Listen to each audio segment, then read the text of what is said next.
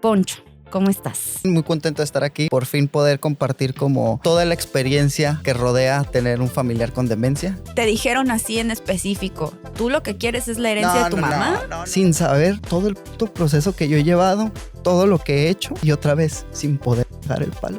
Reprimiéndome todo ese pinche sentimiento. No puedo llorar, no puedo mentarle a la madre. ¿Por qué? Porque es una institución y al final voy a salir perdiendo más.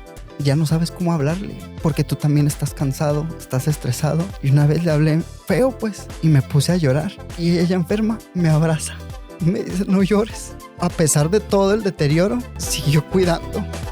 Voy a tratar de hacer esta experiencia como más llevadera, pero también se tiene que transmitir desde el dolor y también desde la risa.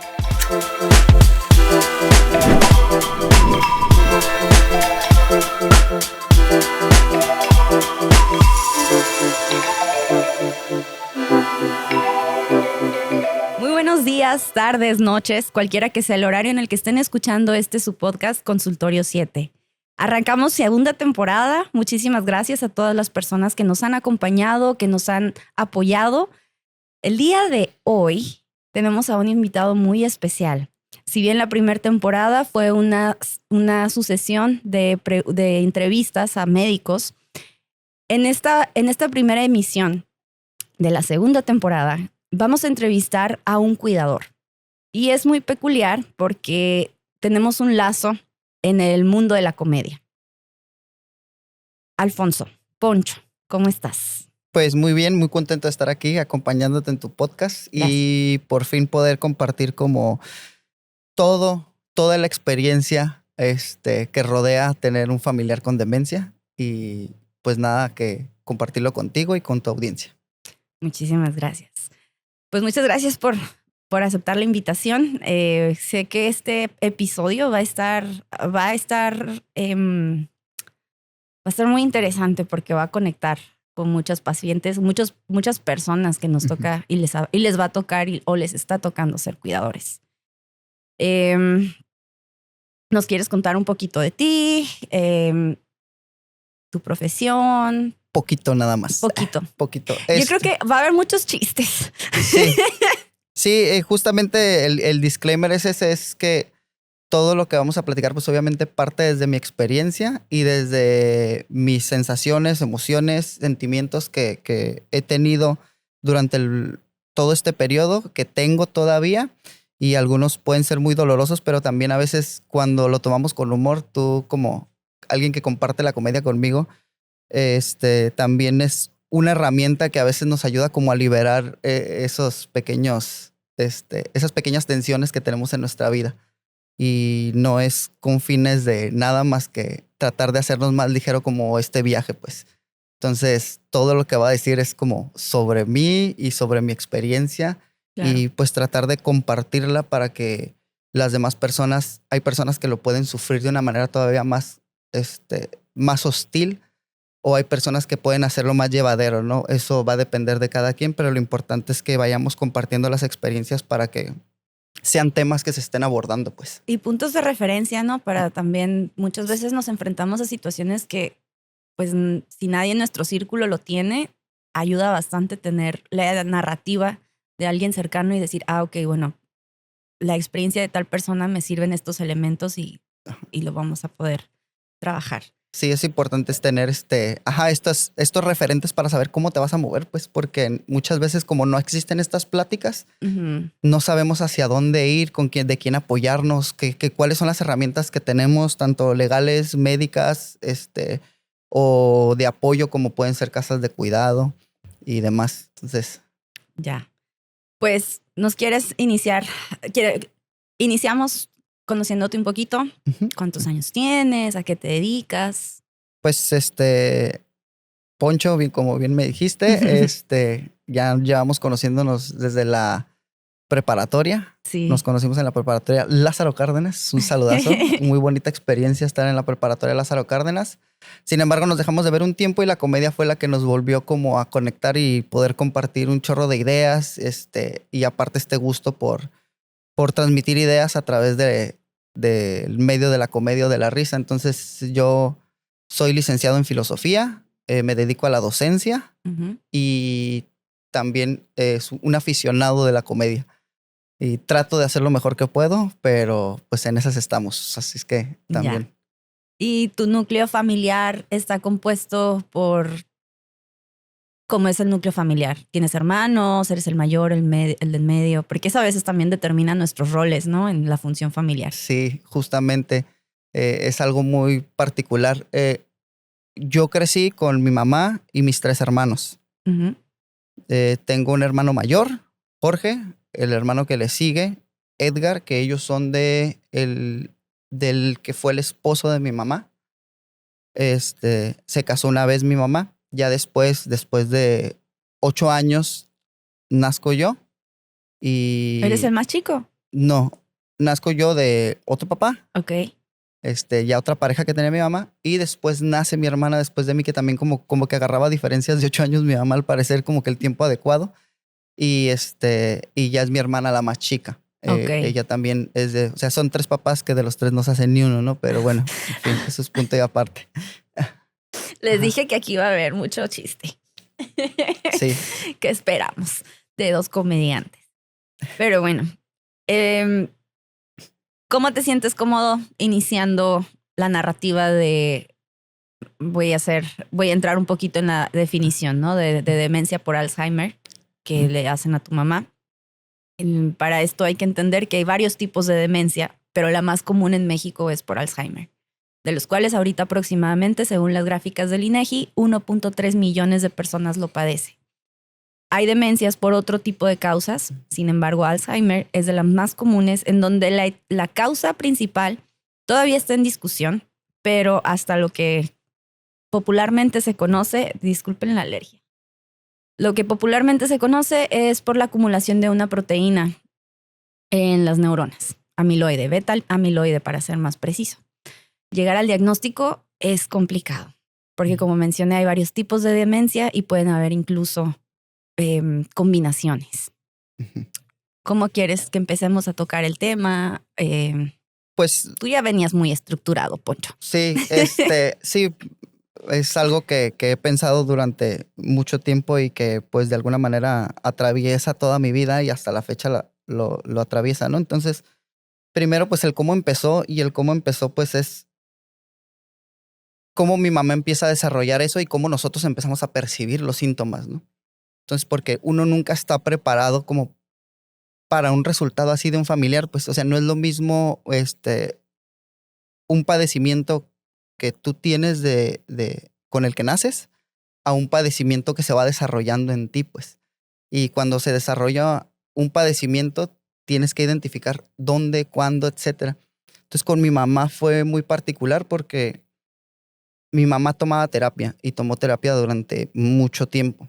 ¿Terapia psicoanalítica o...? Psicoanalítica. Ok, Entonces, la psicoanalítica pues, es una regresión a la infancia y ver desde dónde están como claro. los traumas que nos fueron marcando y determinando cómo íbamos a hacer en el futuro, ¿no? Y pero pues nosotros mirábamos, o sea, no podíamos diferenciar entre cuáles eran las características psicológicas y las características neurológicas o psiquiátricas de mi mamá, pues. ¿Qué edad tenía tu mamá cuando tú empiezas a notar estos cambios? Aproximadamente, yo creo que 60 aproximadamente. 60. Sí, Sí, relativamente joven. relativamente Ajá, joven. sí. Sí, entonces empiezo a identificar que empieza con delirios de persecución Ok. y empezó primero que se querían meter a la casa y pues yo sí dije pues, es que está insegura. Yo en ese entonces ya no vivía con ella, ya solamente vivía mi hermana, la más chica, y mi mamá. Entonces yo se me hacía muy raro pues porque dije, no, está cabrona la ciudad, pero no sabía qué tanto, ¿no? Y luego empezó que con un vecino y que no sé qué, y empezó a tener como varios conflictos y que le querían hacer algo. Y una vez que me dijo de un vecino y yo fui a hablar con el vecino, porque dije, ¿qué pedo? ¿Por qué está molestando a mi mamá? No, pero primero pregunto, ¿qué onda? Y me dice, no, pues me relata una situación completamente distinta. Voy con otro vecino, una de las personas con las que crecí, pues, que vive ahí en el edificio donde crecí, y también me empieza a explicar otras cosas y ya no me empezó como a cuadrar algo. Y dije, algo pasa aquí. y voy con el doctor de la familia, un tocayo, el doctor Alfonso Díaz de León. Él conoce a mi mamá desde que yo nací en el hospital de él, que está ubicado en la calle Sexta. Y le digo, oye, estoy notando estas cuestiones de mi mamá. Pues todos estos delirios de persecución, pues. Y él me explica o me dice, es depresión, hay que visitarla, hay que hacer esto. Entonces yo me quedo con él, es depresión, ok. Que es de las causas más comunes de error en el diagnóstico. Ajá, y yo, ok. Pero después decía, no cesan, o sea, es algo más, pues. Y ya hasta que platiqué con mis hermanos y dije, o sea, aquí hay algo que tenemos que hacer, pues. Hay una desatención que está teniendo, o sea, ya no se puede enfocar, hay unos delirios que ya están impidiendo que ella, por ejemplo, salga, que ella pueda llevar su vida como comúnmente la lleva, ¿no? Entonces ya la llevamos a la institución del ISSSTE. Ujú. Entonces ¿qué onda? Y el psicólogo pues le da terapia, porque pues si es depresión, pues es terapia. Y dijimos, es que esto no nos está ayudando, pues, o sea, esto no está, ¿Cuánto tiempo no está estuvo yendo modificando. a terapia en el ISSSTE? Yo creo que 2 meses, o Ok. sea, porque estuvimos buscando lugares hasta poder encontrar el diagnóstico que nos ayudara a que ella pudiera estar bien, ¿no? Vamos con una persona, el doctor de mi abuelita, nos recomienda el doctor que atiende a las personas mayores, se me olvidó el nombre, Geriatra. al geriatra. A la geriatra Juárez nos ayuda porque mi mamá no cumple la edad, pues, para poder ser atendida por el geriatra. Entonces nos ayuda Que es para arriba de 65. ¿Y Ajá, tu mamá cuántos años seguía en 60? 60, 61, ajá. Ok. Entonces cuando vamos ya con la geriatra, le empieza a hacer como las evaluaciones, le empieza a hacer preguntas y nos dice, ¿sabes qué? Esto es una cuestión que yo no puedo llevar. O sea, ella necesita otro tipo de diagnóstico neurológico o psiquiátrico, pero yo como geriatra solamente puedo atender como los procesos de vejez Ujú. y si acaso te puedo dar herramientas del Alzheimer, pero esto es otra cosa que yo no puedo, dice. Entonces le iba haciendo como las evaluaciones, ¿no? Las evaluaciones sobre sus cualidades cognitivas, ¿no? Y Cómo ella, qué tanta memoria tenía, qué tanto retenía información, todas esas cuestiones, quién era, qué día estábamos, todo ese tipo de preguntas y evaluaciones que hace como para más o menos medir y le pide obviamente estudios médicos. Le pide una tomografía del cerebro, un análisis de tiroides. tiroides, ajá. Y nos dice, yo no te puedo ayudar. Para esto, ya el Alzheimer en la mesa como diagnóstico, ella lo plantea de Sí, primera vez. sí nos menciona que puede ser eso, Ok. pero ¿Y es la primera vez que tú lo escuchas? O sea, como posibilidad o cuando tú te das cuenta como que podía ser. sí, yo creo que Ahí. con ese proceso ya empecé a ver que era como una cuestión de memoria. Ok. Y cuando ya voy, la llevamos al psiquiatra y que el medicamento, pero también el medicamento que le están dando no funciona, pues, porque tiene ataques, como es una persona joven, los ataques son muy agresivos y muy fuertes, pues. Y ya estaba afectando, ya llegaba a poner hostil, ya la paranoia era muy, extrema. Entonces, vamos con un neurólogo que está en la zona del Río y a nosotros nos fue inútil ese neurólogo porque la evaluaba de una manera, pues le enseñamos los estudios y todo y dijo, no, está bien. ¿Cómo se siente? Y pues mi mamá contestaba en automático porque también las capacidades del habla las iba perdiendo, pues el lenguaje cada vez iba siendo como más corto, más limitado, ¿no? El que utilizaba. Bien, bien. O sea, todavía podía contestar esas palabras y dice, no, la veo bien, porque físicamente se miraba normal, pues. O sea, se miraba como estable, pues no es como algo que se note en el cuerpo que se está deteriorando en ese momento, al menos en ese momento, ¿no? El psiquiatra del ISSSTE, también una persona súper insensible que nos la atendió y yo usualmente dejaba que entrara, siempre iba a las citas médicas porque es mi mamá. Ujú. tengo que estar ahí y tengo que estar ahí por mis hermanos también, porque es un trabajo en equipo, pues. O sea, no, o sea, era muy mexicano, pues, pero tenemos que estar todos juntos porque a todos nos compete esa situación, pues. ¿Todos tus hermanos vivían en casa en ese momento? Nada más mi hermana y mi mamá vivían en casa. Ok. Y yo simplemente como, cae la pandemia y se vuelve más complicado el proceso Madre porque mía. eh, mi mamá se iba y no avisaba. Empezó a perder la posibilidad como de saber cómo regresarse a la casa. La teníamos que ir a buscar. Era muy complicado y como tiene la fuerza pues de una persona de 60 años que todavía tiene fuerza, pero cuando tú sientes la adrenalina de que alguien te está persiguiendo, la paranoia, hay más Más fuerza en fuerza. ti. Entonces todo eso se mezclaba y era algo que ya no podíamos controlar, pues que salía porque todos teníamos como actividades, ¿no? Entonces yo cuando íbamos al doctor decía, entra tú para que le expliques al doctor todo lo que estás viviendo, o sea, desde cuándo pasó, empezó a pasar. No porque no me importara entrar, sino porque ella tenía, Vivía con ella. sí, ella tenía la situación como más completa, ¿no? O podía identificar más cosas para hacer el diagnóstico. Entonces cuando entra mi hermana al doctor, una de esas citas le digo, yo entro, porque también no quiero que sea muy pesado para ella. Entonces, cuando yo entro, yo le digo, le quería preguntar, le digo al doctor, como nada más podemos entrar una persona a la vez porque era la pandemia, le digo, oiga, doctor, ¿por qué está perdiendo las capacidades del habla? ¿Qué pasó? Y él me dice, pues así va a ser. Con una insensibilidad, o sea, como, ya, o sea, ya valió, ya, así es, o sea, ni siquiera una herramienta de qué puedo hacer, cómo le puedo hacer.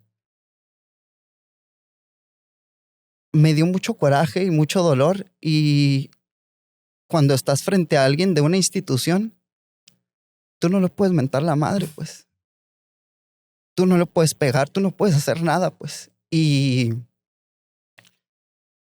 solamente salí como con esa impotencia, ¿no? Pero queja sí se puede poner. No recurrieron a eso. No, o sea, la situación te sobrepasa en esos Sí, claro. momentos. O sea, tú nada más yo quiero tener las herramientas para poder llevar esta situación, pues. No, se entiende, se entiende. Y, y hasta que encontramos a la psicogeriatra, nos recomendaron, ya dijimos, ok, ya es una psiquiatra que atiende específicamente a adultos, que es la doctora Marcela Romo, que ella nos ayudó mucho con el diagnóstico. Y ella fue la que nos dijo, con la evaluación y todo, una persona muy paciente, una doctora así, que comprendía mucho la situación de nosotros. Mucha empatía. Sí, sí. Y se nota la diferencia desde ahí, pues. ¿Y ella también de la institución? Ella no era un externo, pues. Y también es complicado porque la situación económica no te da para pagar un externo, pues. Porque son tratamientos súper caros, pues. Entonces, ya cuando estamos con la doctora Marcela Romo, ella nos da el diagnóstico y ella también muy comprensiva nos dice, sé que es caro, dame una parte ahorita, dame una parte al rato, no te preocupes, nos vamos acomodando. Y ella también empezó a decirnos, mira, hablé con estos doctores, estas son las opciones, estos son los precios, estas son las situaciones. Porque nos dijo, entiendo la situación, ustedes van a llevar un proceso también muy doloroso y se tienen que preparar y tienen que buscar un lugar para que pueda estar tu mamá, porque es difícil cuidar a alguien. Ya desde el contacto ese, tú ya sientes la diferencia muy cabrón, pues, o sea, ya te están tratando como persona, ¿no? Y está comprendiendo todo el contexto del que tú vienes, ¿no? Y nos dice, mira, está esta casa de cuidado, que es la mejor, pero cuesta, lo cobran en dólares. Yo me acuerdo que hice la conversión y eran casi 40,000 pesos al mes. 40,000 al mes. ¿Por qué? Porque si la van a cuidar, necesitas que haya alguien experto como enfermero, Ujú. que haya alguien que sepa contener la situación y los cuidados necesarios de alimentación también. O sea, Sí, todo de tienes que tener vivienda a más salud. todos los especialistas ahí, pues. Y dije, no mames, ni juntando los salarios de todos nosotros 4, armamos para pagar esa madre. O sea, es imposible, pues, para nosotros. Porque un problema que tiene Tijuana es que El dólar. todos los lugares están pensados para los estadounidenses que ganan en dólar, pues. Y nosotros que ganamos aquí, el salario que nos corresponde en México, no tenemos posibilidades de acceder a nada en nuestro propio país, pues. Y las instituciones que deberían ayudar están muy limitadas, pues, porque en algún tiempo intentamos buscar espacios que nos ayudaran con el cuidado, pues, porque era muy pesado, pues. Entonces buscamos la casa del abuelo, pero ahí son dinámicas. Y es un lugar donde, o sea, sí los cuidan, pero es como más socializar para que socializaran, pero no eran los cuidados médicos que necesitábamos, pues. Y son como tipo guarderías, ¿no? O sea, Ajá, sí. llega, o sea, el paciente vive en tu casa. Vas y llevas a tu Sí, paciente y y lo lo recoges. traes. Ajá. Y Ok. también eso es otra cuestión, o sea, necesitas un carro. Ujú. A fuerzas necesitas un carro. No lo puedes, o se vuelve muy complicado transportarlo, llevarlo en transporte público, regresarlo y demás. Ya nos dijo, está porque empiezas a investigar y ves casas, hay muchas casas religiosas que ayudan y que pueden ser baratas, pero también los cuidados que le dan son, o sea, ahí está y ya.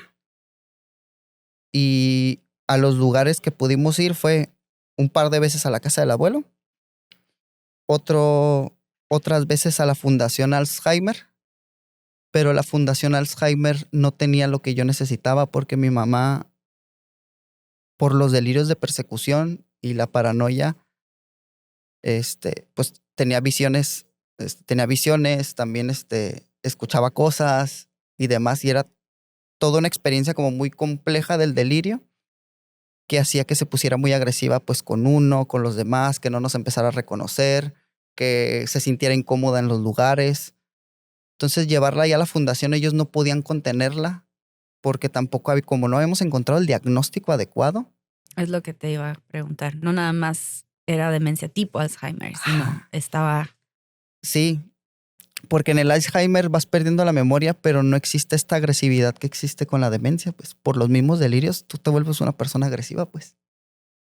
Y nos tocaba todas esas experiencias. O sea, una vez llega mi hermana y mi mamá estaba mojada porque o sea, se mojó ella porque creía que le estaban quemando la casa.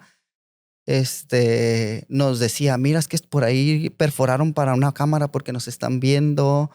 Se iba y siempre agarraba transporte privado para trasladarse porque sentía que la estaban siguiendo. A veces le pagaba un taxi para que se quedara con ella en lo que llegó a las 7 al Costco, iba a comprar una barra de pan y de las 7 a las 10 le pagaba el taxi pues para que estuviera ahí esperándose porque todo el caos cognitivo que está sucediendo, el necesitar a alguien que te esté acompañando y alguien en quien puedas confiar, dejó de confiar en nosotros, lo cual hacía cada vez más difícil los cuidados. En algún tiempo no quería estar con mi hermana, en algún tiempo no quería estar conmigo. Entonces era como, tú no eres malo. Y decías, ¿cómo te puedo cuidar si en tu cabeza para ti ya soy como el enemigo, pues, o la persona que te hace daño, pues? Entonces me vuelve más complicado el trabajo de cuidarte porque me estás rechazando a cada instante, pues. Y aparte el proceso doloroso de ver que tu mamá ya no es lo que debe de ser o lo que era, Era. pues. Ajá. Entonces, hasta que ya encontramos el diagnóstico, porque la dejamos de llevar a este lugar porque era bien difícil. O sea, ella en cuanto llegaba teníamos que echarle mentiras de, mira para allá, y nos salíamos nosotros y se salía a la puerta a pegarle, no, no me dejen, a gritarnos así. Y para ellos era difícil, pues porque están acostumbrados a un tipo de pacientes y rompe todo el orden o toda la dinámica y también las herramientas que ellos tienen. Porque no es que fuera malo el lugar, sino que no era el indicado para el tipo de diagnóstico de mi mamá. Ellos también nos decían, sí la queremos cuidar, pero no podemos.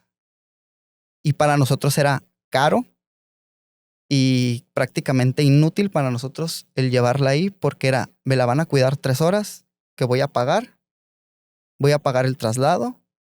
En esas 3 horas ni siquiera yo puedo estar a gusto porque lo que uno necesita también es tener un espacio donde tú no te tengas que preocupar por nada, pues. Y cuando la dejábamos ahí era como, de nada me sirve si yo sigo estando preocupado. Yo estaba así como esperando la llamada de que ellos me dijeran, ya no podemos, ven por tu mamá. Y ese pinche como, esa madre en tu cabeza que no te deja de que te tienes que estar preocupando por algo es muy cansado. Y hasta que encontramos la casa de cuidado a manos amorosas, esa casa siempre fue como también, nos contempló mucho. También entendía la situación y nos decía, bueno, cobramos esto. A ustedes les vamos a poner este precio, una diferencia así como mínima, pero sí, así, para poder estar aquí porque entendemos la situación. No nos hicieron como una valoración socioeconómica como tal, pero sí veían nuestras posibilidades. Y cuando nos podíamos atrasar en algún pago, siempre fueron como muy considerados con nosotros. Siempre han sido muy, muy especiales ahí con nosotros y el cuidado también es muy bueno. O sea, se le nota la diferencia a mi mamá cuando está ahí porque se ve cuidada, ¿no? Uh-huh. Entonces, este lugar es el que nos funcionó, pues. Y el que nos funcionó, pero fue toda una situación. Ya tengo el diagnóstico, tengo el medicamento y tengo la posibilidad de encontrar un lugar que la va a cuidar y que puedo pagar. Para esto, ¿cuánto tiempo ya había pasado desde el inicio a este punto? 3 años. 3 años de travesía, de un estir y afloje. Perdió toda su capacidad del habla, se redujo yo creo a un 5% en un año. O sea, el 95% del habla perdió toda en un año. En un año.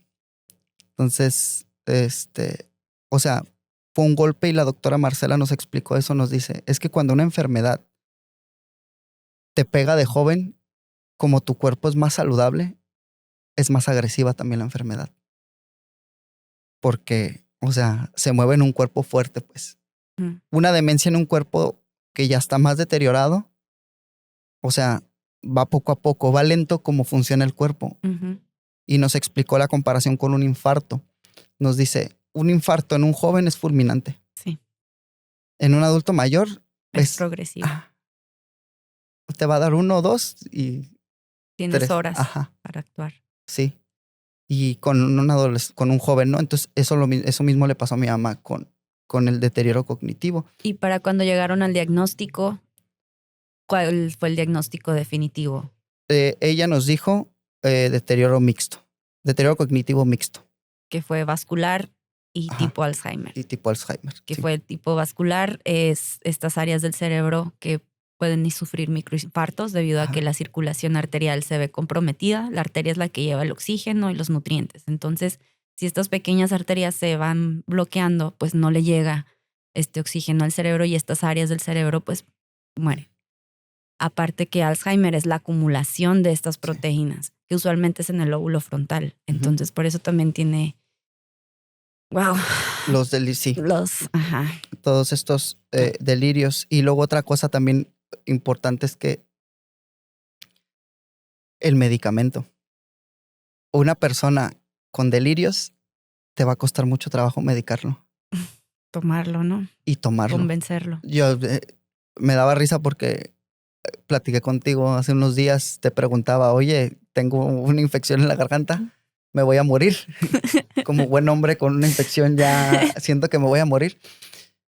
Y me dan unas pastillas que son casi imposible tomármelas porque tengo una infección en la garganta y las pastillas que me da son así imposibles. Y lo mismo me daba cuenta con el medicamento psiquiátrico de mi mamá. O sea, uno lo tenía que moler si se podía moler y el otro lo tenía que esconder en la comida de tal suerte que ella se lo pudiera comer y pudiera estar bien. Entonces se vuelve como un círculo ahí muy particular donde no se puede, porque para ella que ella esté bien y pueda confiar en mí, necesita tomarse el medicamento, pero para tomarse el medicamento necesito yo dársela de una manera en la cual ella tenga la confianza de poder comérselo, pues. Porque si siente que yo le quiero hacer algo, Pues no va a comer. no va a comer. Ay, Y en pues, algunos puntos sí estaba como, no quiero. Y yo, ven, es una rica sopa, así como los papeles empiezan a invertir, ¿no? Ahora yo soy el de, mira, rica sopa. Ajá. ¿qué es lo que nos va a tocar, no? Sí, Bueno, sí. ser cuidadores es, creo que mucho no dimensionamos que es casi la ley de vida, digo. Sí, que nos va a tocar ser cuidadores y con un sistema político y económico que no te da las herramientas, las posibilidades y que ni siquiera contempla lo que te vaya a pasar en el futuro, pues. Porque no es posible que mi mamá haya trabajado todo este tiempo, que se dedicó a la docencia en primaria ella, Mm. se jubiló. La casa de cuidado la podemos pagar gracias a su jubilación. Yo no voy a tener jubilación. A mí me pagan por honorarios. Válgame estos temas. Y la doctora Marcela nos dice, no sé cuál es el origen de la enfermedad, solo sé que es deterioro cognitivo mixto. Como no puedo identificar el origen como tal, porque son varias circunstancias o varias situaciones dentro del cuerpo de mi mamá, dice, lo único que les puedo decir es que se tienen que cuidar también ustedes. Y dices, no mames, no solo tengo que cuidar a alguien más, sino que aparte tengo que estar preocupado yo por mi salud mental, la de mi mamá, mi salud física, y nos da recomendaciones, ¿no? Tienes que dormir bien, tienes que siempre estar aprendiendo cosas para que tu cerebro esté activo, porque la depresión es muy compleja. O sea, no quiere decir que la depresión nos va a generar un tipo de demencia, pero puede ser un potencializador muy importante, ¿no? Entonces siempre tienes que estar activo, dormir bien, no tomar o ciertos detallitos que tienes que modificar en tu vida. O sea, casi casi te dicen, te voy a quitar todo lo divertido de tu vida para que estés bien y para que puedas vivir más tiempo sin caer como en estos lapsos. Dices, o sea, es una carga como para el cuidador muy compleja, pues, porque Sí. estoy preocupado. Es muy diferente a trabajar. Trabajar como cuidador es cansado, yo sé. Siempre tratar con personas es algo muy cansado. Lo digo porque trabajo en la docencia, ¿no? Pero al final ese otro no es tuyo. Ujú. Y aquí el vínculo es que ese otro es mi familia. Es la persona que se partió la madre para que yo pudiera tener una educación. O sea, que trabajó por mí o para mí, que me cuidó. O sea, es esa persona, pues, a huevo que tengo un vínculo y me va a doler, pues. Claro. Pero aparte tengo que preocuparme por mi dolor sin un sistema médico que contemple la salud mental como una prioridad. Porque no hay hospitales psiquiátricos. Bueno, hay uno y es una asociación. Ajá. O sea, si al ISSSTE, al IMSS o a todas estas instituciones que todos los contribuyentes pagan, la salud mental la dejan de lado, ahora imagínate un lugar donde te puedan cuidar cuando tú necesites esos cuidados. O sea, Que va a estar interesante en un futuro porque la pirámide poblacional se va a invertir. O sea, vamos a predominar nosotros, millennials, que somos ahorita la generación con mayor población tiene, o sea, en generación, y, y vamos a predominar. Y vamos a predominar como pacientes geriátricos, por lo cual quiero tener la esperanza de que va a haber reformas que se van a adecuar a esa situación social. O sea, porque de qué manera se va a poder sostener la población y las necesidades que van a surgir. Digo, va a estar interesante. va a ser, Ay, hay mucha esperanza. hay mucha esperanza de mi lado, pero también me preocupa. O sea, Sí, me claro. preocupa mucho el retiro de mi mamá. Me preocupa mi retiro y pues trabajando en eso. Pero estoy consciente que no siempre uno planea. Uno planea, pero pues no siempre las cosas surgen, ¿no? Como lo planeado. Entonces, Y ahí entra como uno de mis dilemas como más cabrones, que es dentro de la sociedad se nos fomenta mucho como el ser tú y desarrollarte como individuo, y todo lo que ves dentro de la sociedad siempre te está impulsando a eso, ¿no? Ser alguien, ¿no? Pero ¿qué hago yo? O sea, sacrifico mi vida por alguien más, lo que yo quiero ser. No se puede, pero tampoco puedo mandar a la verga a esa persona. O sea, no puedo dejarla, pero tampoco puedo dejar de vivir mi vida para mí, pues. ¿Cómo están las dinámicas de cuidado de tu mamá actualmente? Ahorita está bien, está estable dentro de lo que cabe. ¿Pero está en casa o está Está en casa de cuidado, en en casa de casa de Manos cuidado? Amorosas. Creo que ya va a cumplir el tercer año o segundo, tercer año. ¿Ahorita cuántos años tiene tu mamá? 66. Ok. Y también eso es algo bien complejo, porque una enfermedad terminal, tú dices, va a acabar. Aquí se está deteriorando el cerebro, y el cerebro después va a deteriorar al cuerpo, pues. Es un proceso de hasta 10, 15 años. Y tú no sabes cuándo va a acabar, pues. Y se vuelve cansado eso, dices. Digo, estadísticamente, Sí. una persona con demencia, una vez hecho el diagnóstico, puede prolongarse hasta 15 años. Y tú vas a ver a la persona que quieres, que quisiste, acabarse. Y ves cómo va perdiendo todo, pues. Y cómo cada vez, por esta pérdida de las funciones cerebrales, se van perdiendo también funciones del organismo, y cómo va a adquirir más enfermedades, pues. Entonces, yo siempre estoy como, esto se va a poner peor. Y eso es como desgastante, bien cabrón.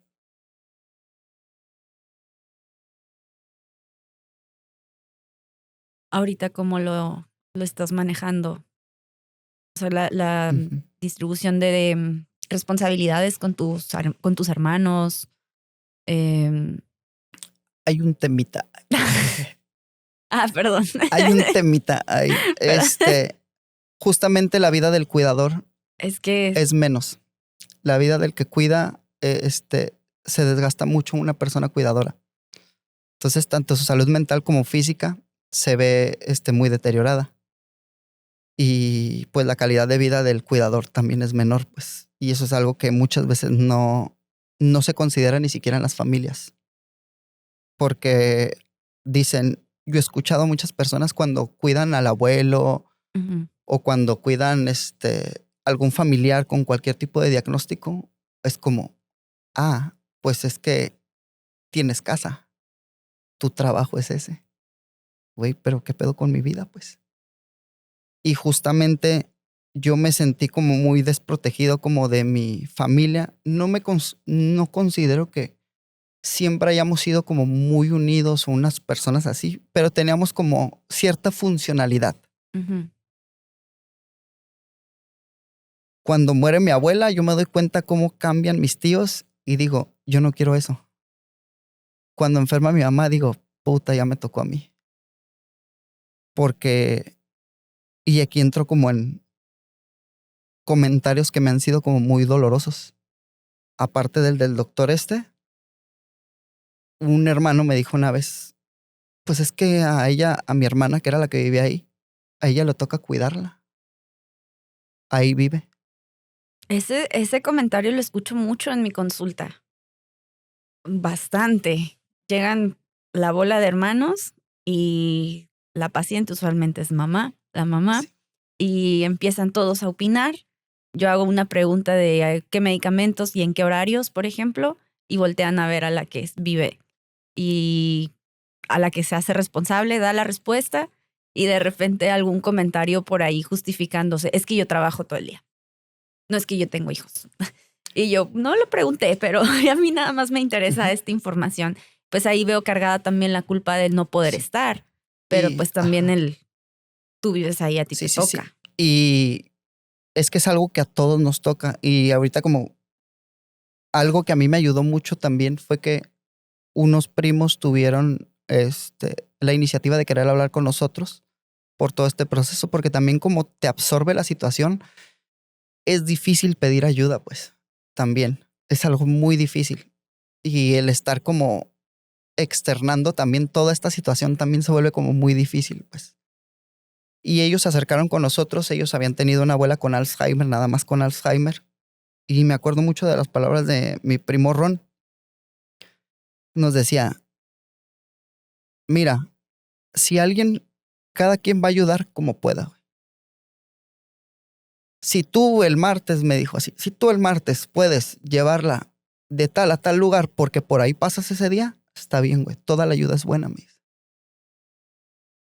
Y dije, a huevo, ok, aquí ya entiendo algo. O sea, ya no es, nos vamos a dividir las responsabilidades igual, sino cada quien va a ayudar como pueda, pero va a ayudar. Pero cuando yo vi que dijeron, yo no, dije, no seas mamón, güey. Y como siempre las cuidadoras son las mujeres, son los más chicos. Uh-huh. Y como mi mamá, te digo que antes no teníamos como una manera de identificar si era su personalidad o ya venían los síntomas del deterioro cognitivo, pues. Porque fue muy violento, entonces suponemos que se detonó ya grande, pues. Pero ya tenía manías o cuestiones como muy repetitivas o cuestiones que nada más nosotros decíamos, mi mamá está piratona en este sentido. Punto. Es una cuestión de personalidad, no tanto de diagnóstico, ¿no? Pues va a terapia. También esa es la cura, ¿no? Va a terapia y ya ahí está, ¿no? Entonces, con mi hermana más chica, mi mamá se empezó a hacer como muy posesiva, al grado de que yo te llevo a la universidad. Entiendo la situación de la ciudad, entiendo la situación que ella, como las preocupaciones que ella como mujer o como una adolescente puede sufrir, pero era una cuestión que no le permitía salirse. Yo te llevo a la escuela, yo te traigo de la escuela, yo te llevo a la fiesta, me espero en el taxi, yo te traigo de la fiesta, pero yo tengo que saber, no puedes salir, no puedes hacer esto. Y las ventajas que yo tuve por la edad y como hombres, yo tuve mi oportunidad de salir, vivir, experimentar y tomar decisiones, pues. Porque por la diferencia de edad, tu hermana estaba en sus 20, ¿no? Cuando menos de 25, cuando esto ocurre. Menos de 25, sí. Ok. Entonces ella cuando toda esta cuestión, cuando me dicen eso, es a ella le toca, yo es como, no mames, es que ella no ha tenido la oportunidad de vivir, güey, y todavía le vamos a dejar esto. Si mi mamá ya la tuvo así antes del diagnóstico, la tenía así como de una manera muy aprensiva. Y ahora, güey, o sea, tú y yo ya salimos, ya nos empedamos, ya, o sea, ya hicimos y tomamos decisiones, bien o mal, pero tuvimos la posibilidad de tomar decisiones. Yo no le voy a dejar esa carga a mi hermana. Entonces yo tuve que brincar y ayudarla. Y a veces siento que no fue tanto por mi mamá, sino es que esta morra no puede llevarse toda la chinga, pues. El problema es que yo también empecé a tener problemas. Y tenía, pues, por la depresión también o por el proceso que yo estaba llevando, tuve problemas en mi trabajo, tuve problemas con mi pareja, porque me estaba cansando, pues. El desgaste, el síndrome del desgaste del cuidador. O sea, llegaba a la casa de malas, ya no le quería poner atención a nada, o sea, era toda una serie de emociones que iban desde la ira, la impotencia, porque también en algún momento dije, güey, ¿por qué te metiste a estudiar filosofía cuando pudiste haber estudiado algo que te diera el dinero para poder cuidar a tu mamá bien, güey? O sea, yo mismo pues me estaba como diciendo, pero yo sé que no soy yo, sino es una situación económica bien compleja, pues. Y pues quiero ayudar, pero no puedo, pues, y esa impotencia de querer ayudar más y no poder, te dan la madre bien cabrón, pues. hice lo que pude hasta que troné y dije, me tengo que regresar unos pasos, pues, y tenemos que buscar otras cosas. Entonces, ya ahí es donde tomo como la decisión porque en algún punto, pues, mi relación con mi pareja estaba muy mal. Porque también esa bonita costumbre de los hombres de no decir lo que sentimos. Mm. Y yo llegaba a mi casa y decía, ya estoy aquí con mi morra, todo lo que me siento, pienso, se queda afuera. Sin embargo, yo ya no quería hacer nada y esa indiferencia se sentía, pues. Y ese hacer las cosas de mala gana tiene impacto en el otro también, pues. Ujú. O sea, pues mi morra no va a dejar de sentir, pues tampoco. Y el no comunicar de manera directa, el no quiero estar, o sea, el tener que estar distrayéndote en el celular porque te sientes mal, eh, afecta al otro, ¿no? Y hasta que dije, güey, no mames, voy a perder a mi familia o lo que yo considero mi familia por esta madre. Y dije, no mames, no puedo, güey.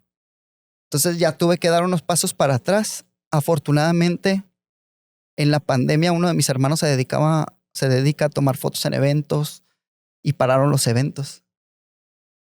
Y él ya no tenía que hacer. Le impactó económicamente, pero solamente fue la única manera en la que él dijo, bueno, voy a ayudar, porque no tengo nada que hacer. O sea, pero qué culero que tuvo que llegar ese momento para que él pudiera entrar ahí. El más grande tiene 4 hijos. Yo no lo, o sea, haz lo que quieras, pero él me decía, yo no puedo, yo tengo mis hijos. Y no es como que vivan con él. Tiene el trabajo que, o sea, tiene que trabajar mucho porque esos Claro, morros comen, claro.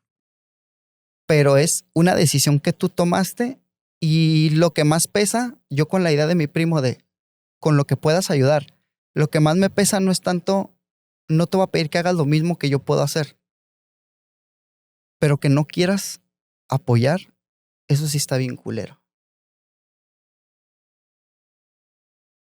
O que apoyes hasta que ya no tienes opciones, güey.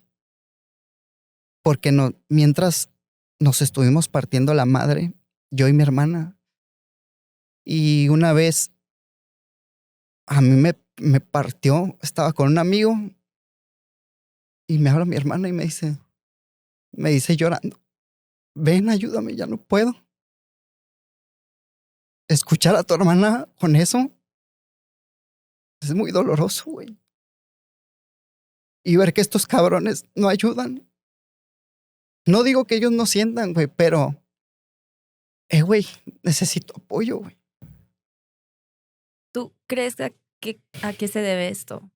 Él no podía externar sus emociones y como bien lo dijiste, una parte muy clave ahorita que los hombres no se les permite o no está la cultura de externar las emociones y probablemente quería evitar hacer contacto con esta emoción y por eso mejor yo tengo 4 hijos y tengo Ah, que trabajar, probablemente.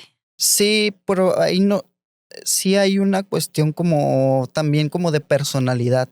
Ujú. Ahí y de, sí, entre traumas personales y personalidad que hacen que esta persona no se pueda involucrar como emocionalmente o pueda entender el contexto.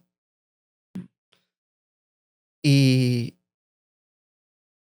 por ejemplo, en mi trabajo, cuando yo estaba pasando por esto, pues yo necesito pagar también las cosas de mi casa, güey. Necesito trabajar para mantener mi casa y también necesito ayudar como pueda, ¿no? Hubo días en los cuales, hubo un momento en el cual dijimos, mi mamá ya no puede estar sola. A huevo tiene que estar con alguien. Y yo me la llegué a llevar a la escuela, pues.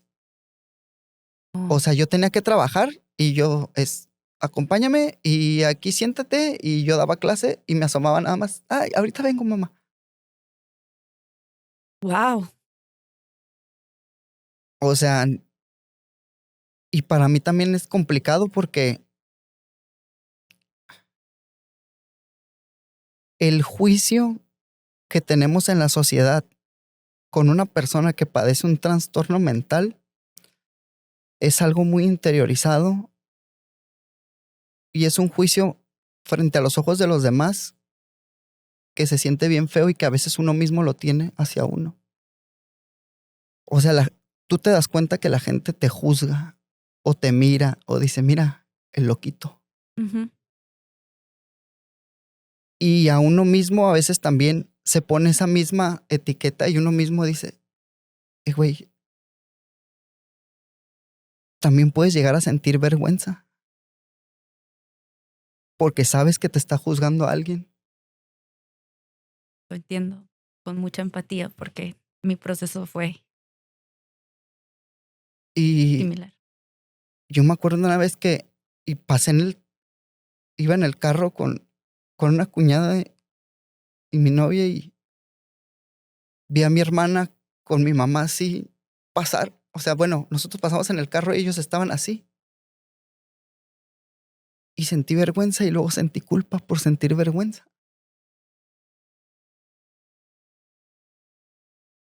Porque uno mismo dice, güey, no, o sea, son muchos sentimientos.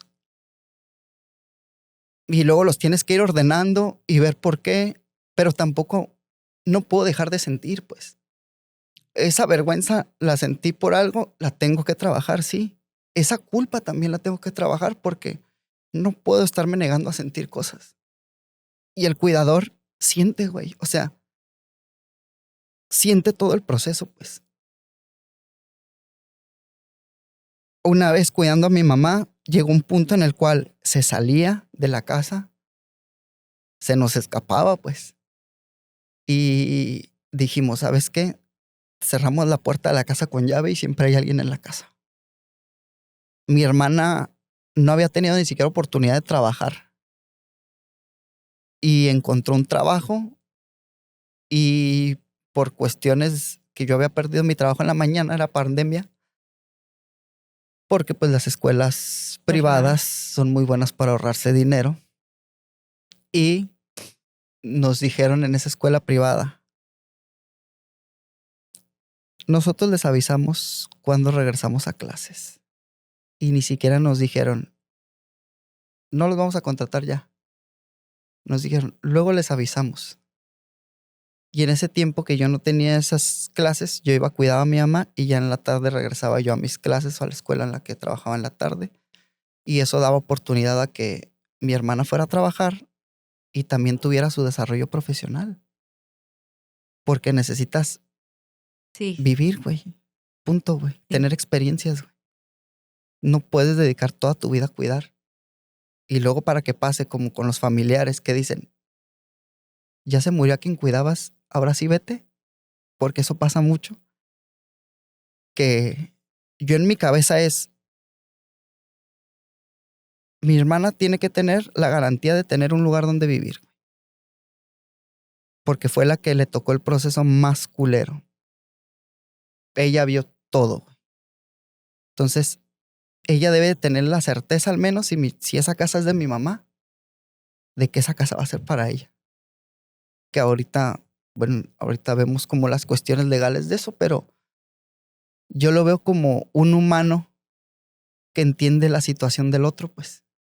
Y es, mi hermana, hay oportunidades que no tuvo, mínimo dale esta posibilidad para que ya de ahí ella la cague.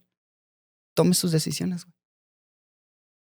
Yo no voy a llegar a reclamar algo cuando no cuide, porque también es eso. Llegan los hermanos a reclamar cuando alguien fallece, cuando no se hicieron cargo de la enfermedad. Ahora sí soy el hijo. Chinga tu madre, o sea, no, güey. Ahora sí, culero, o sea, no. Aquí le corresponde por una cuestión meramente empática la casa a esta persona para que ella pueda vivir, ¿no? Y eso es lo que yo te quería preguntar. Si tu mamá en algún punto del proceso de la enfermedad hizo conciencia que algo estaba pasando, que se Es, estaba enfermando, esa es una cuestión que nunca notaron o... el problema de ser madre soltera es que tú haces todo lo posible porque tus hijos estén bien y que no se den cuenta de toda la putiza que te estás aventando. Y ella no compartía casi cosas. O sea, ella cuando tenía problemas financieros, yo es algo que en algún momento hasta llegaba a reprochar, pues decía, güey, es que si tenías problemas financieros, en lugar de pedir un préstamo, hubieras hablado con nosotros, nos hubieras dicho, güey, ayúdenme con esto, ta. Y hubiera sido una dinámica como muy diferente. Entonces era muy reservada en ese sentido. Y si probablemente ella se empezó a dar cuenta, no lo quiso compartir. Y eso nos hizo más difícil el trabajo, tanto a nosotros y también más difícil el proceso para ella, obviamente, pues. Pero no nada más era voy con el psicólogo me dijo esto y ya. Y a veces platicando entre los hermanos decíamos, no mames, o sea, llevo un chingo de años yendo al psicólogo y su actitud o su personalidad es igual, güey. Nada más está tirando su dinero, si al final se comporta igual. Pero a lo mejor, como te digo, a lo mejor ya venía hay algunos rastros del deterioro que se estaba dando, pues. Y el psicólogo nunca bueno, es que no les compartía si le llegó a comentar a ella que requería atención, ¿verdad? No. Porque si ya lleva un proceso largo, sí se dan cuenta y es muy te derivan. Ajá. Y es muy difícil identificar eso, porque en algún punto, si tú ya tienes delirios de persecución, tú dices, ya no voy a ir con él porque él es malo. O porque él está parte de esta conspiración, o no sé. Y si le comparte algo que le dices que tienes que ir con un psiquiatra, ya en la enfermedad, tú ya inmediatamente lo sacaste pues del juego y ya cualquier cosa que le digas no va a ser tomada como bien por la persona que sufre o que está padeciendo la enfermedad. O sea, si la doctora le dijo, una de dos, o no nos quiso comentar, O simplemente ya no fue. o simplemente dejó de ir. Y mencionaste algo en la cuestión de lo legal. Me imagino que la cuestión de herencia en cuanto a propiedad. Sí. Y ella hizo algo previniendo esto. Digo, no como desde el diagnóstico de Alzheimer, pero tiempo antes, o sea, decir. Testamento todavía nos Testamento. falta identificar si hay o no y cuál va a ser. Ok. Es importante y nos dijo la doctora Marcela que tenemos que hacer un juicio de interdicción. ¿Qué es esto? La interdicción es... Sí, pues te vuelves como un intermediario.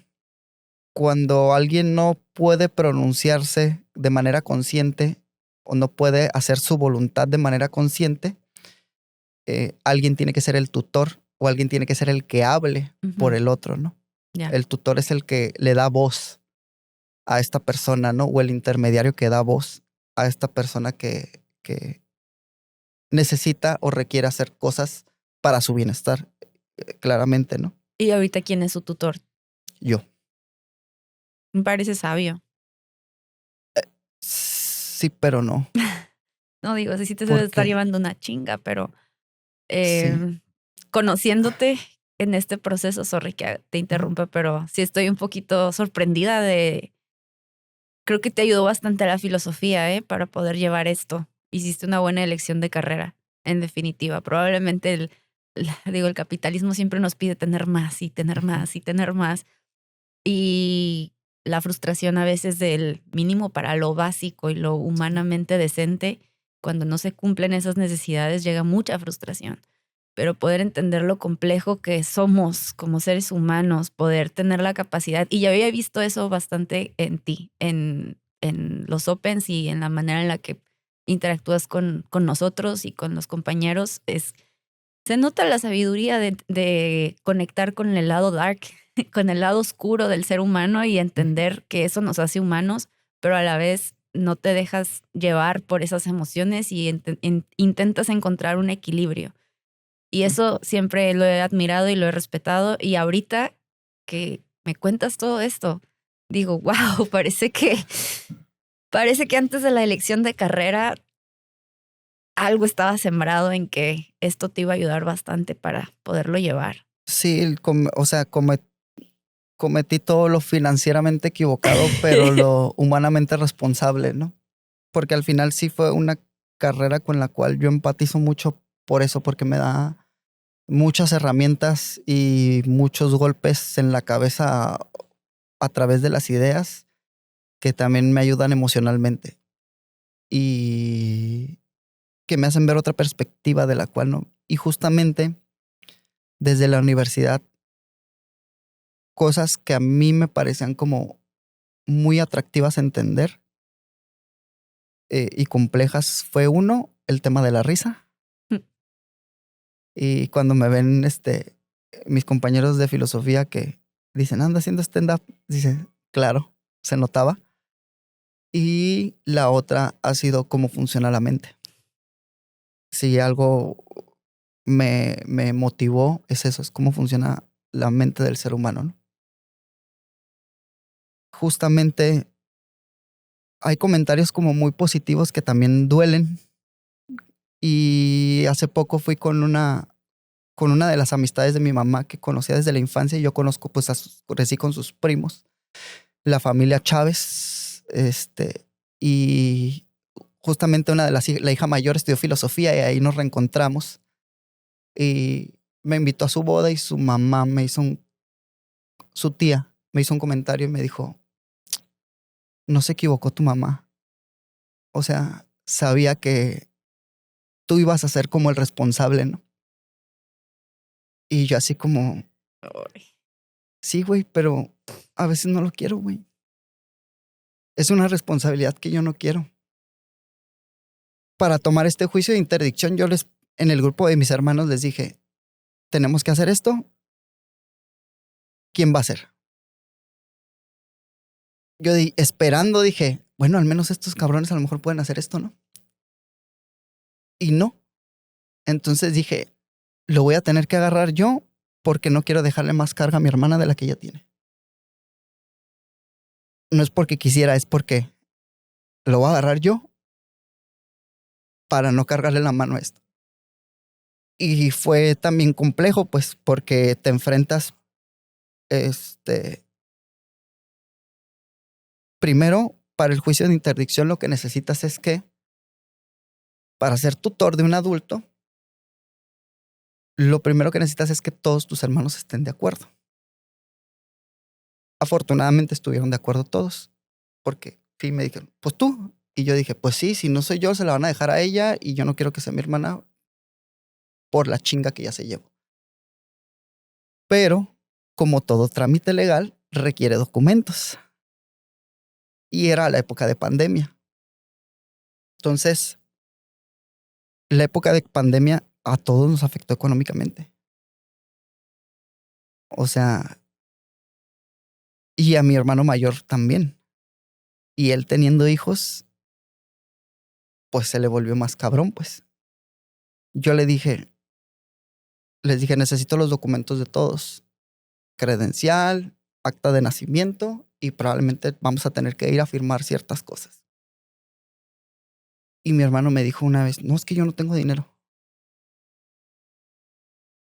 No hay pedo. Yo voy a la casa, saco copias de tu credencial, yo te presto para el acta, no hay pedo. Pero está lo que se tiene que hacer para bien de mi mamá. No, no, me dice, yo no quiero nada y yo no quiero nada de ella, diles que yo tengo hijos que no puedo. Y yo, sí, cabrón, voy a llegar con Oiga, señor Palacio de Gobierno, ¿cómo la ve que mi hermano me mandó este mensaje de WhatsApp? ¿Lo puede validar? Y yo así como de, no seas mamón, güey. Sí, dije, y el problema que aquí también, como bien mencionabas hace rato, o sea, la gente cree que por tener hijos tu vida no vale, güey. O no es que no valga, sino es lo mío es prioridad. Yo sí tengo un motivo para vivir. No, güey. Yo también tengo, o sea, mis pinches gatos tienen que comer, güey. O sea, no es lo mismo que un niño, güey. Pero yo estoy creando mi familia a mis posibilidades. Ajá. Si yo no me reproduzco, es una decisión mía porque estoy trabajando con mis posibilidades. Y mis posibilidades es ya, o sea, desde que me puedan cagar los niños hasta que no puedas solventar los gastos, cualquiera de las circunstancias, pero es mi decisión, güey. Pero eso no significa que tu vida valga más que la mía, güey. Entonces yo le dije, no, güey, es que el problema aquí, le dije, no es lo que no es solo que no ayudes, güey, sino que me estás deteniendo a mí, que yo sí estoy haciendo algo, güey. O sea, me vas a detener un pinche proceso que yo necesito hacer para poder trabajar Es lo mínimo, ¿no? y hacer lo posible por mi ama. Después ya, porque también yo entiendo, como digo, o sea, como dije al principio, o sea, es mi experiencia y es lo que yo he sufrido y es lo que a mí me ha dolido. Yo sé que a ellos les ha dolido y les han pesado otras cosas, a huevo, pero esto es lo que yo siento. Y yo estoy seguro que él, teniendo la responsabilidad de 4 hijos y no teniendo un trabajo o teniendo solamente, o sea, no teniendo la solvencia económica de sus responsabilidades, como hombre te pesa, pues. Porque también está de, tú tienes que solventar. Ajá. Si no eres lo suficientemente hombre, no debes de solventar, pues, para que seas lo suficientemente como hombre, pues, porque también a nuestros padres les tocó una época económica muy diferente, pues, a la que nos toca a nosotros. Ya hasta que pudo, ya que tenía la solvencia económica, el estado de ánimo cambió, porque eso también pesa, pues. Tu estado de ánimo cambia si tienes feria o no, lo cual es completamente absurdo, pero entendible. Porque sientes esa posibilidad de ahora sí puedo hacer cosas, ¿no? Porque te restringe bien cabrón el no tener dinero. Juntamos los documentos, vamos a llevar el proceso y ya al juntar los documentos, tuve que pagar un abogado. El abogado que era amigo de un amigo mío, David Luna, si no recuerdo mal el apellido, una persona también muy amable y comprensiva, me decía, no te preocupes, vamos viendo cómo se arma. Y y él me ayudó con el proceso. Gasté aproximadamente 8,000 pesos del puro abogado. Y me dice, para darle la valoración a tu mamá, necesitamos que unos médicos la evalúen. Entonces, para que a ti te den la tutoría, tiene que haber 3 especialistas que la van a evaluar. Y esos 3 especialistas cobran, creo, a ver, $300 cada uno. Afortunadamente la casa de cuidados nos dice, no hay pedo, haz este gasto a nosotros y nos vas pagando poco a poquito. Híjole, qué pinche chulada porque es un chingo de dinero. Un reconocimiento a ellos, sí, ¿eh? sí, no. No sabía que... La casa de cuidados Manos Amorosas ha sido una chulada. Y también en el abogado también, el David, me ayudó a que cobraran en pesos y fuera un poquito menos, ¿no? Fueron 12,000 pesos, más 8,000 del abogado, más todo los gastos que tienes que hacer por el proceso, las salidas y demás. Cuando voy porque esa es una característica que yo me he dado cuenta que tengo, pues, o sea, podré parecer muy whitexican, sin embargo,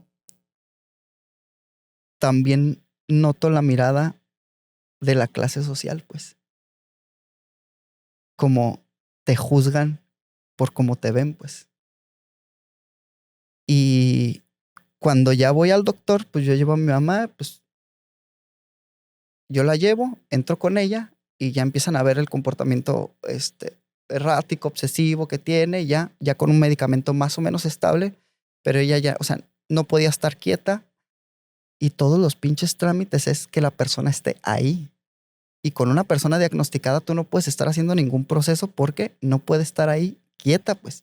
Se quiere ir, se siente incómoda, cualquier cosa, O ¿no? sea, las filas, las esperas, Nada todo de esto. tiene que estar aquí con una paciente que tiene un deterioro cognitivo Es una y, mamada. ok, Y estábamos y está, a tal hora, ¿no? Pero, güey, dime a tal hora porque yo no, o sea, para la vacuna, cuando fue lo de la vacuna, nos pusimos a hacer fila con un amigo en el carro.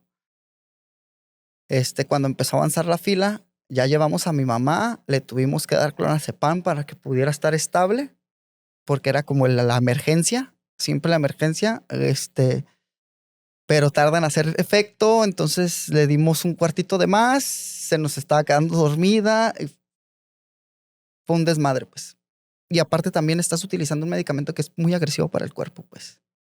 O sea, es fuerte, es un medicamento fuerte, pues, que solo es usado en emergencias, ¿no? Ya estamos en los juzgados. Cuando entro, pues son estos 3 doctores que cobran y me dice el abogado, lo tienen que evaluar médicos que estén dados de alta, en la... ¿sí?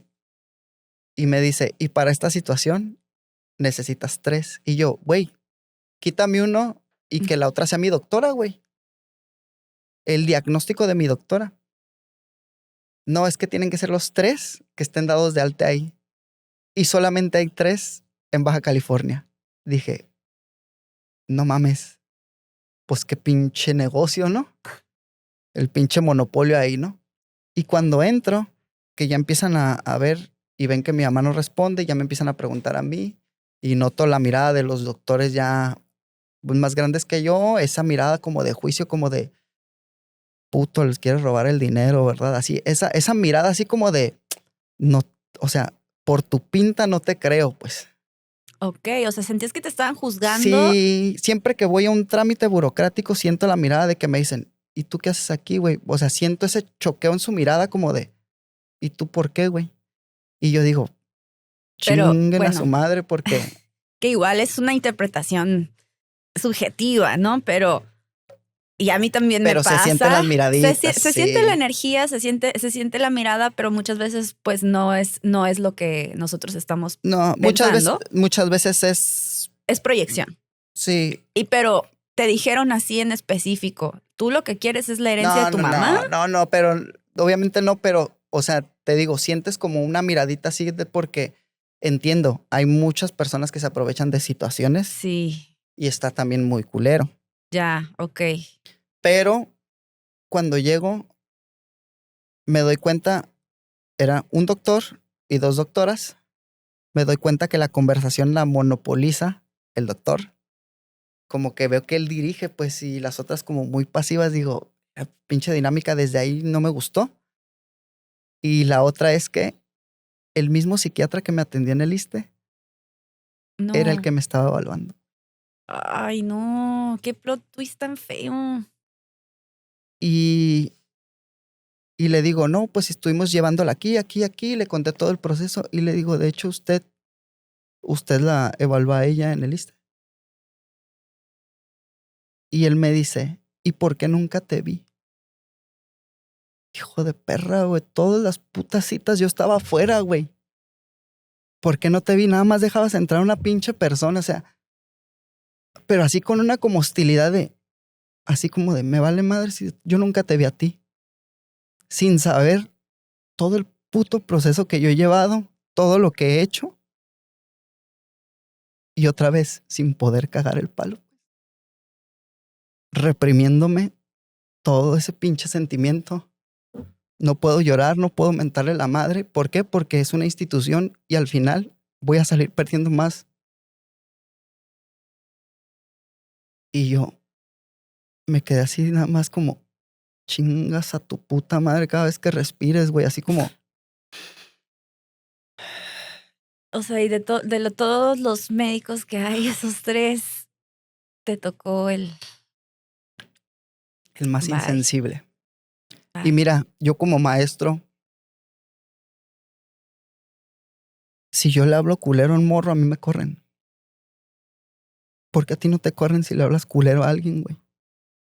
¿Por qué tú sí puedes usar esa plataforma de poder o ese lugar? Y yo desde una profesión que también es tratar con... Yo no estoy tratando con la vida de los morros, sin embargo, tengo una responsabilidad porque son menores de edad o lo que sea. Sí, porque también son un grupo vulnerable, güey. El enfermo es un grupo vulnerable, al igual que un morro, pues. Es un grupo con el cual tú te puedes aprovechar. Pero a mí me corren. Obviamente no me gusta hacerlo, pues. No lo hago, pues. Pero yo tengo una consecuencia directa en mi trabajo. Y a veces es como tú como paciente o acompañante de un paciente, sientes como muy feo eso, pues. Que digas, no mames, vas a ser culero y no vas a tener consecuencias. Ahorita que me comentaste, pues que pude haber metido una queja, digo, ok, ya no lo hice a su tiempo y es importante saber que puedes meter sus quejas porque... Sí, en la institución. Y sí les hacen saber, créeme, cuando era estudiante, hijo, mi situación es un poco incómoda al estar en medio Sí. de las dos situaciones. Se siente déjà vu. Ujú. Pero entiendo la parte de la sobrecarga laboral que lleva la institución, la sobrecarga de población, a Ujú. veces las condiciones de los insumos, de todo, te lleva a que pues tú como ser humano también lleves un burnout. Sí. Y nadie está exento, ninguna profesión está exenta. No. Entonces puedo entender esa parte. Puedo entender también la parte en la que bien lo mencionaste y a mí, mira cuántas veces no me chamaquearon. Uno entra con el corazón así de que yo quiero ayudar y yo quiero... y la gente del otro lado también dicen, ay, pues mira, no fui al trabajo porque fíjese que la espalda, bueno, pobrecita, no, le quedan como 50 años laborales, vamos a seguir dando incapacidad. Y regresan, ay, no, es que fíjese que y ya, o sea, te agarran también, entonces te tienes que empezar a poner Claro. pues tener esta visión de que tu profesión bien lo sabe, el ser humano es bueno y malo. Y como mediar esa parte y no nada más en lo personal, sino en el otro. Pero Sí, porque yo entiendo como completamente esa situación como una persona que está en contacto con adolescentes, que los adolescentes te pueden mentir, se pueden aprovechar de sí, son ti. tremendos, ¿verdad? Sí, tienes que tener como una vara donde puedas hacer lo que necesitas hacer para que él esté bien, pero que él no se quiera pasar Sí, sobre ti. Y es complejo. sí es complejo y sí tienes que agarrar como una habilidad como para leer a las personas sin ser prejuiciosa o tratando de ser lo menos prejuiciosa posible y tratando de ver siempre cómo lo ayudas. Es, ok, te doy una oportunidad. Sí, No me cumpliste, no abuses. Entonces, ok, ahí está tu consecuencia, punto. Y- Al menos para mí así funciona por Sí. la profesión que tengo. ¿Y Y qué sucede al final con este juicio? sí afortunadamente lo dictan a mi favor y ya me dan el documento legal. Ahorita que mencionas esto también, el burnout, que todos lo tenemos, porque el trabajo cada vez es más y más mental y más burocrático de lo que debería de ser, porque por diversas situaciones, ¿no? Por ejemplo, a mí como docente me piden mucho que sea resiliente para poder atender a un grupo de 40 adolescentes con diversas condiciones psicosociales. Entonces, no se puede. No puedes pedirme que. Y con el salario menos adecuado para que tú estés bien. Y en ese burnout, o bueno, dentro de ese burnout que te piden, o estas curas de que te dicen, no, es que tienes que ser resiliente y todo esto que te piden a ti como persona que atiende a otras personas. Pero, por ejemplo, del lado de maestro, yo me acuerdo que también una vez en una clase un comentario que también se me quedó muy grabado. Yo siempre he tratado de empatizar. Yo considero que el dolor te tiene que ayudar a empatizar con el otro. Toma ese dolor que tienes y de ahí tómalo como medida para saber que a alguien le puede ir más culero. Si tú sufres, a alguien le puede ir peor. Y con ese dolor tú vas a decir, ok, te voy a escuchar. ¿Qué tienes? Y he tomado eso dentro de mi trabajo, ¿no? Entiendo tu situación, no hay pedo. ¿Te pasó algo culero? No hay pedo. Va. Nada más acuérdate que no tienes que descuidar esta parte, ¿no? Y una alumna una vez me dijo, es que usted, profe, no sabe lo que uno pasa. Y yo me quedé, porque era un tipo de alumno como entre cumplido, pero que no permitía dar la clase, pues porque se la pasaba. Y yo así de, güey, ¿tú sabes lo que a mí me pasa? ¿Tú sabes lo que, o sea, no le dije nada, pero me quedé como, tú no sabes toda la mierda que he estado tragando, güey. Y Eso es, es muy de lo adolescente, ¿no? Encerrarse en su dolor y no poder ver más sí, allá de claro. es parte de la etapa, pero No, qué pero, frustrante, ajá. Sí, sí, sí, sí. qué Se frustrante. vuelve bien frustrante y también una cosa que yo digo es, una vez mi hermano el mayor, pues, con sus bromitas, como de, mi mamá está loquita. No le hago caso. Y yo, güey, si tú no la cuidaste, si tú no estás tragando la mierda que uno traga, no te rías, güey. No te toca eso. Yo puedo hacer bromas para poder sobrellevar todo lo culero del proceso que ha sido. Porque este documento legal me ayuda para que no tenga que ir mi mamá a hacer todos los trámites que necesita hacer ella para que ella pueda estar bien. Eso es una especificación que, una, sí tiene que ser como todo ser humano. Dos, me lo dijo el abogado. Todas las decisiones que se tomen es para que ella esté bien. Y yo, pues a huevo, ¿no? Por eso lo estoy haciendo, pero Ujú. me dio esa aclaración, ¿no? Nada más. Cada vez que voy a cobrar un cheque de ella, fue un pedo que me aceptaran el documento. Porque me decían, tráeme una carta poder. Y ¿Cómo yo, la va a redactar? güey, estoy diciendo, es un juicio de interdicción, funciona así. Entonces, cada vez que yo iba, tenía que explicarle mi situación. Y para mí es difícil estar hablando siempre con gente que no conozco y con la cual no quiero compartir cómo me siento, explicarle la situación, pues. O sea, me sentía como en esa revictimización, pues, porque siempre tenía que explicar esa madre. Es como, tráeme una carta poder. Y yo, aquí dice, si quieres revisa, pinche número de juicio, lo que sea, que es un documento definitivo. Decía ahí que, pues, es una sentencia definitiva, dice el documento, ¿no?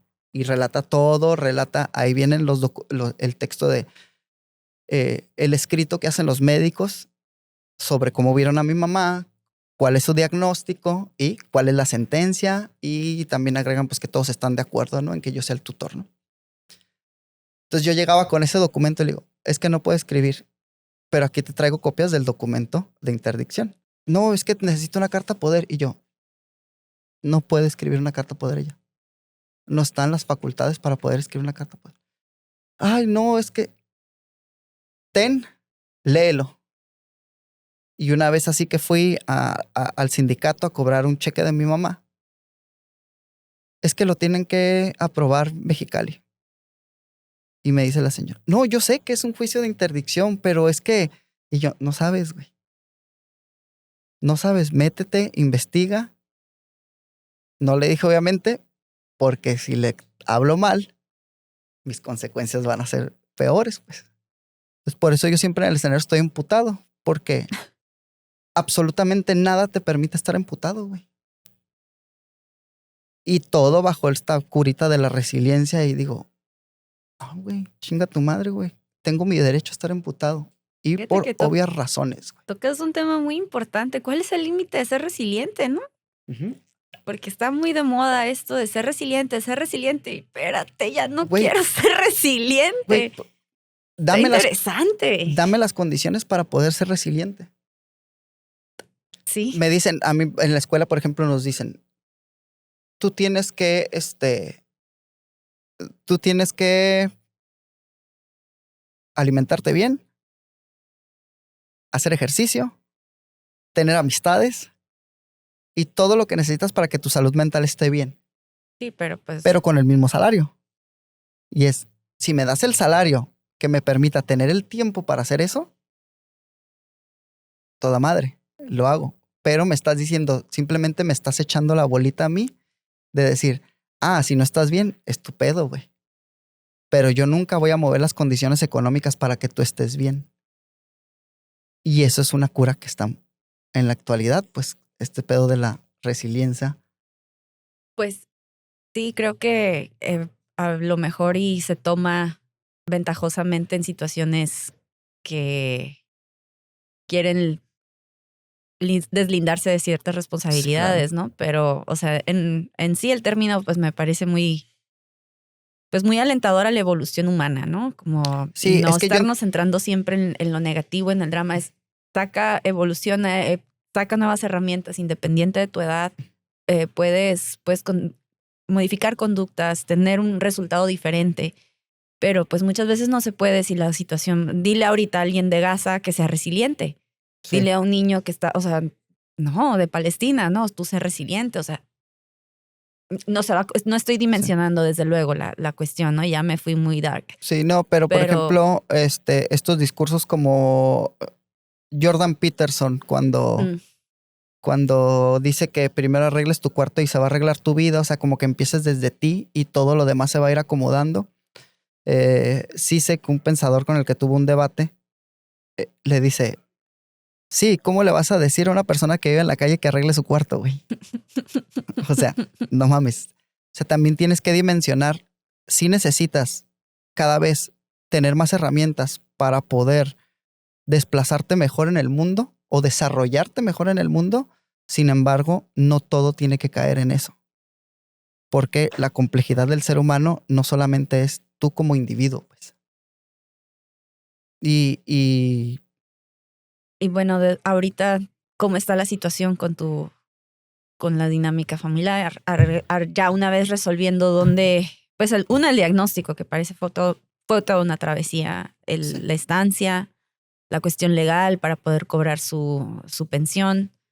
Un énfasis que hiciste que, híjole, me hace mucho ruido y a mí me preocupa es mi pensión. O sea, estoy queriendo entender el lenguaje financiero y una vez por ahí lo dije en una historia, le tenemos mucho miedo a, no, es que las finanzas son complicadas. Realmente no, o sea, es un lenguaje nada más que tenemos que aprender, pero invertir, eh, bueno, en CETES, por ejemplo, con 100 pesos lo puedes hacer, que es una bolsa mexicana de valores. ajá, Y suena muy whitexican. Voy a invertir 100 pesos en la bolsa mexicana de valores. Y muchas veces esa era en lo personal una limitante. Pero ujú, decían, hombre, de aquí a que cambien una reforma y me den pensión, o sea, yo me tengo que poner a chambear. sí. Y así sean 100 pesos, 50 pesos, los voy a ir metiendo. Y lo complejo se vuelve cuando tú tienes que vivir ahora y tienes tus necesidades ahora, Sí. pero a su vez tienes que pensar en el futuro. Entonces dices, güey, apenas ya completo para ciertas situaciones en el ahora y me dices que piense todavía a futuro cuando las condiciones tampoco o las reformas legales les han quitado mucho al trabajador y le ha dejado toda la responsabilidad al trabajador con los outsourcings, con todas esta idea de las escuelas privadas donde te venden la idea de tus derechos laborales como, como si te estuvieran regalando algo, cuando es lo que te corresponde como trabajador. Porque como trabajador te desgastas dentro del trabajo física y mentalmente. Y ahorita el desgaste en el trabajo es es demasiado. es demasiado desgaste en el trabajo porque cada vez te piden, como te decía, o sea, más cosas en qué pensar. Yo me acuerdo cuando mi mamá entró a la casa de cuidados, llegar a soñar que me hablaban de la casa de cuidado y me decían, no podemos cuidar a tu mamá. Porque esa era mi preocupación y esa ha sido mi preocupación y no se va a acabar. Yo le platicaba a mi morra, le decía, es que hasta que mi mamá no se vaya, no voy a descansar de estar pensando en esto. Suena cruel, pero es que así es, pues, porque en cualquier momento me pueden decir en la casa de cuidado, ya no podemos cuidar a tu mamá. Han sido una excelente casa de cuidado. Mi mamá ha llegado a golpear a enfermeros o cuidadores de la casa de cuidado. A uno casi le rompe la nariz porque es una enfermedad que puede llegar a ser como agresiva hacia el otro. Creamos una sociedad que a la persona que padece, que no está hecha para una persona que padece un trastorno mental, que no hay los cuidados, o sea, no puede estar libre en la calle porque le puede pasar cualquier cosa y nadie es consciente. O sea, la doctora Marcela nos tuvo que hacer una carta con el diagnóstico de mi mamá por si en algún momento, en esos brotes que tenía mi mamá, nos gritaba en la calle, nos hacía algo, llegaba la policía y yo poder decirle, ¿es mi mamá? En caso de que los desconociera Sí. y que la gente pensara otros escenarios. Sí, Ok, pero oye, qué buena doctora, ¿eh? sí. Sí, la vamos a anclar porque Sí, tiene la muy verdad que sí. contemplado todo esto. Yo no tengo el gusto, no había escuchado de ella, Ajá. pero es muy necesario este tipo de servicios y esa empatía por lo que nos Sí. cuentas. O a lo mejor me equivoco con el apellido, pero bueno. Lo investigamos No, lo bien. Lo investigamos, pero investigamos sí. bien, pero sí un reconocimiento a toda Sí, la gente que sí está haciendo su trabajo lo mejor sí. posible y Sí, con empatía. la verdad que sí. Y o sea, pero fíjate, o sea, yo tenía que tener como una carta para decirle o sea, casi casi es un gafete que me pueda decir, hey, soy cuidador o algo así, o no pienses mal de lo que está sucediendo.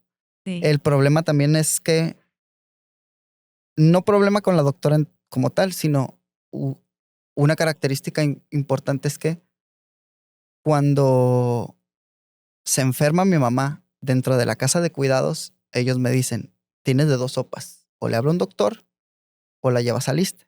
Por cuestiones económicas, tengo que llevarla al ISSSTE. Pero en el ISSSTE es muy tardado por toda la situación. Entonces, en el ISSSTE me tienen ahí en emergencias un chorro de tiempo, mi mamá se desespera, empieza a gritar, eh, todos los todos los procesos para revisarla se vuelven bien complicados. Está gritando todo el tiempo, me canso yo estoy pensando en, no manches, hay una persona enferma aquí, mi mamá la está gritando, le puede afectar, pero también, pues no manches, mi mamá necesita atención. Entonces, ¿cómo le hago el trabajo más fácil al doctor? ¿Cómo puede ser esto más rápido? Porque necesito eso. Y luego, como en la casa de cuidados tiene la información de qué es lo que come, cuándo se sintió mal, qué es lo que vieron. Entonces, por una parte estoy mandando mensajes y les digo, oigan, Toda la info, ¿no? mándame la info porque ya estoy aquí con el doctor y quiero que me digas todo. Y luego la casa de cuidado a veces me dice, no, es que la doctora no atiende a tu mamá, pero entonces empieza a hacer como una triangulación de la información y es como, a ver, aguanten, aguanten, o sea, dime la información que necesitas o mejor ayúdame tú llevándola para que tú le puedas explicar las cosas como fueron, porque si a mí el doctor me dice, no, está bien, por ejemplo, tenía una fístula, Mm. entonces, en el área de la vagina puede que tenga un orificio donde el excremento pueda pasar al área de la vagina. Y en la casa de cuidado me dicen, es que tiene esto, güey. Ya cuando le hacemos el aseo, pasa esto. La llevo al doctor y la llevo al ISSSTE y en el ISSSTE me dicen, no, ya la revisamos todo, está bien. Y tengo la presión de la casa de cuidados que me dice, está esto, y tengo el diagnóstico acá que me dice, no, pero, o sea, ¿cómo te pueden mandar hacia tu mamá? Y que no sé qué. Y yo es como, güey, ¿qué hago? ¿Qué hago? Entonces también eso se vuelve como muy cansado y parte del proceso, aparte de que tengo que estar haciendo todos los trámites burocráticos, y el estar haciendo los trámites burocráticos implica que yo tengo que ir al banco, a darle la carta para que a mí me pongan como titular de la tarjeta, lo cual implica tiempo que tengo que invertir, tiempo que yo tengo que dejar de trabajar o que tengo que buscar el espacio para poder hacerlo cuando yo, por ejemplo, me puedo poner a escribir, me puedo poner a hacer algo para mí, pero lo tengo que estar gastando con alguien más. Y esa cuestión de que tu vida esté a merced de algo o alguien más es también como muy doloroso y complicado. La tarjeta bienestar, ok, está bien, pero yo no puedo estar ahí parado todo el día. Yo tengo que trabajar. Entonces, o sacrifico mi trabajo por algo que va a ayudar a mi mamá, o sea, sacrifico por ella, hago por mí, ¿qué hago? Pues entonces es, Es muy cansado, sí, pero lo has estado haciendo, Poncho. sí, O sea, lo has estado haciendo y es muy admirable. La verdad que mis respetos. Yo sé que a veces esas palabras dices, ay, como no estoy buscando ese feedback o ese reconocimiento, pero tu relato está trayendo un montón de temas a la mesa muy sensibles, muy políticos, claro. pero que necesitamos empezarle a hacer conciencia. Necesitamos hacerle conciencia a que no vamos a tener un fondo de retiro, a que estamos a la expectativa de que alguien de nuestros familiares, de nuestra familia, pueda enfermar, de nuestra familia nuclear, y que eso nos cambie por completo nuestra dinámica Nuestra de vida dinámica. personal. Ya no Y, familiar, personal. y también tomar decisiones difíciles. Sí. Porque, por ejemplo, cuando entra a la casa de cuidado, yo tengo que firmar papeles. En caso de un paro o algo así, se resucita o no se resucita tu familiar. Y tienes que firmar eso. Sí, y eso también es en un hospital en cuidados intensivos, por ejemplo. Y, y a veces te sientes culero por decir no. Pero, ¿qué calidad de vida le puedes dejar a alguien? Pues no existen las herramientas en términos institucionales, legales, para poder hacer que una persona tenga una vida y tenga una muerte digna. Y tomar una decisión así es, o sea, que se vaya lo mejor que se pueda la gente como quiera irse, pues. Que viva como pueda y quiera y de la misma manera que muera, pues. Pero si en algún momento te tuve un conflicto al firmar, no resucitar, Fue lo que firmaste. ¿sí? Está muy cabrón hacer esa decisión, pero la tienes que hacer. Y es muy respetable. Pensando en el bienestar de alguien más, que estoy seguro que el proceso es doloroso, pues. Y una de las anécdotas más significativas es mi mamá ya enferma y estando encerrada en la casa. Ya no sabes cómo hablarle, porque tú también estás cansado, estás estresado. Y una vez le hablé feo, pues, y me puse a llorar. Y ella enferma me abraza y me dice, no llores.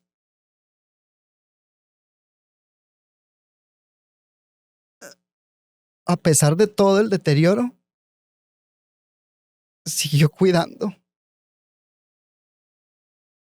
Y ese es el lugar importante, esa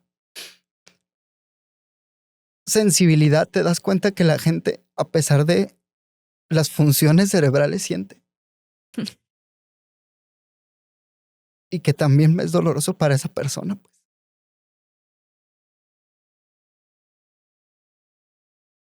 Ay,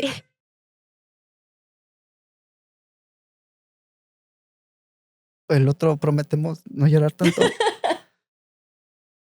no me imaginé que esto, no sé, pero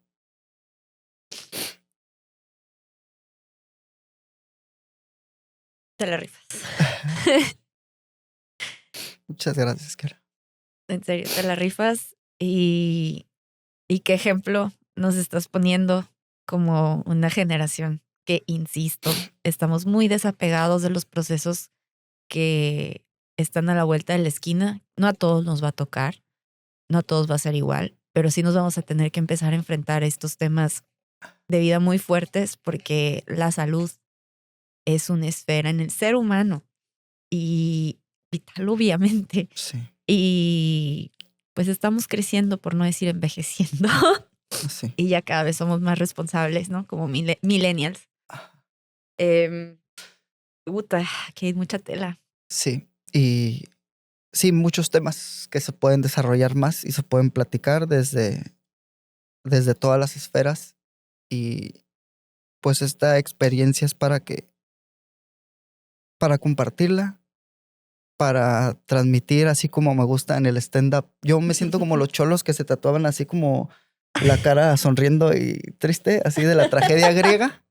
Así me siento como jugando esos dos juegos, el del dolor y el de la risa. Es que ese es el stand-up, esa catarsis. Sí, y obviamente de aquí voy a tratar de hacer esta experiencia como más llevadera, pero también se tiene que transmitir desde el dolor y también desde la risa. Entonces, compartir esto desde el dolor para poder empezar a crear comunidad, poder empezar a crear conciencia y sobre todo no solo redes de apoyo, sino políticas Sí, que puedan ayudar a las personas, que puedan hacer que la vida de las personas sean dignas de ser vividas. como en la casa de cuidados que está tu Sí, mamá, manos amorosas, que es un respetazo y que, pues ahí está, como la doctora la doctora que Marcela, sí. te ayudó con todo el proceso del diagnóstico. Sí se necesita más, más gente así. Sí. Y como el trabajo que tú haces Mm. al compartirnos a nosotros, a educarnos a los comediantes, a educar en tus redes, a compartir la experiencia de los médicos, que también es muy importante, y también la experiencia de los que padecemos las cosas. Muchas gracias. Hace poquito vino el doctor Torres y dijo algo que yo creo que lo voy a traer para todo esto. Un paciente bien informado toma mejores decisiones. Y creo que de eso va esto. Sí. Está bien agarrar cura, pero informarnos para tomar mejores Sí. decisiones porque ya vamos nosotros a hacer esa parte en la sociedad. Poncho, ¿algo más que quieras agregar? Nada, no, nada más agradecerte y agradecer a la audiencia, a todos los espectadores y fue una charla que debía de tener lo que debía de tener. Risa, dolor, información y todo lo necesario y un gusto siempre platicar contigo, Kiara. Ya sé, Uva, la neta, qué bonito que nos reunió la comedia. La comedia, sí. Aquí estamos. No me ha Ah, traído la más. comedia, yo limpiándome las lágrimas, ¿no? Así, ¿no? Qué risotas, dices. Bueno, Poncho, pues hay varios temas que luego podemos ir también desmenuzando y aventarnos otro episodio. Si quiere la gente Si quiere la gente, si tiene dudas, si hay instituciones, casas, médicos que se enfoquen en este tema, que también nos pueda explicar un poquito. pues, que podamos desarrollar, que podamos platicar también desde la filosofía, Y desde propuestas. sí, Que ándale. no todo sea que no se quede en la queja, sino que haya propuestas que podemos mejorar como sociedad, porque insisto, ya seguimos nosotros. Sí, yo sí considero que primero es la queja para un reconocimiento y después Un del análisis. reconocimiento es como el diagnóstico. Ujú, El diagnóstico es eso, es necesito el reconocimiento para poder ver qué voy a hacer. exacto. Sí, pero sí me gustaría mucho que vengan propuestas también a Ujú. raíz de esta plática. Sí. Y si alguien conoce a alguien más, déjenlo en los comentarios para poder tener un invitado y que nos platique más y podamos generar una mejor sociedad y garantizar también una vejez digna, porque yo estoy muy preocupada. Yo ya me siento bien viejita. Yo justamente me preguntaron unos alumnos, profe, ¿a usted le da miedo envejecer? Y le digo, me da curiosidad. Sin embargo, las condiciones sociales hacen que no quiera envejecer. Y ya hay una situación de los morros, con los morros universitarios me he dado cuenta que ellos ya no se ven viejos. Ellos ya prefieren irse antes de envejecer porque de alguna manera ellos ya saben lo que va, lo complejo. Depresión en la nueva generación es en los alfa. Vamos a tratar ese tema con Soleil, que es psiquiatra. Justamente de las personas que me ayudaron como a informarme y buscar ayuda fue Soleil, Sani, que la conocemos también desde la prepa. Y ahorita es una psiquiatra, va a estar acá. Chulada. Ella me ayudó, me dio ciertos consejos que me ayudaron a tomar decisiones, saber por dónde ir. Afortunadamente eso es muy bueno también, tener amigos que sí estudian profesiones curadas, útiles, la como la medicina.